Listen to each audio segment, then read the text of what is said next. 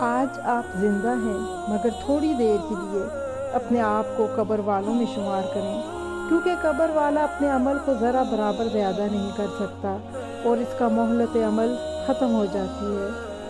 فراغت اور صحت سے خوب فائدہ اٹھائیے۔ صبح ہو تو عمل کے لیے شام کا انتظار نہ کریں، شام ہو تو صبح کا انتظار نہ کریں، کیونکہ کوئی نہیں جانتا کہ کب موت آ جائے اور یہ قیمتی وقت ختم ہو جائے۔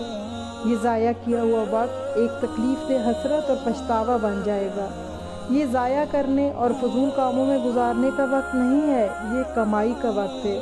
دیکھیے کہ کل کی زندگی کے لیے، آخرت کے لیے کیا بھیجا، کیا سامان کیا۔ اصل زندگی آخرت کا گھر ہے۔ دنیا کی زندگی زندگی نہیں، آزمائش ہے، کام کا وقت ہے۔ رسول اللہ صلی اللہ علیہ وآلہ وسلم نے ہمیں تلقین کی کہ قبر کے گھڑے کے لیے تیاری کر لو۔ یہاں کوئی روشنی نہیں ہوگی، اپنے اعمال کی روشنی ہوگی۔ صرف عمل ساتھ دیں گے۔ اپنے آپ کو گناہوں سے بچائیں، یہ سوچ کر کہ میں نے آخرت کی تیاری کرنی ہے، گناہوں سے صبر کرنا ہے، نفس کو روکنا ہے۔ عقل مند تو وہ ہے جو موت کو زیادہ یاد کرے اور اس کے بعد کے مراحل کی تیاری کرنے والا ہو۔ قیامت کے روز پہلا سوال نماز کے بارے میں ہوگا۔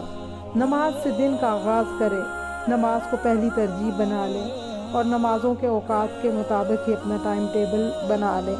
آخرت کو بہت زیادہ یاد کریں۔ اللہ تعالی ہم سب کی آخرت بہترین کرے۔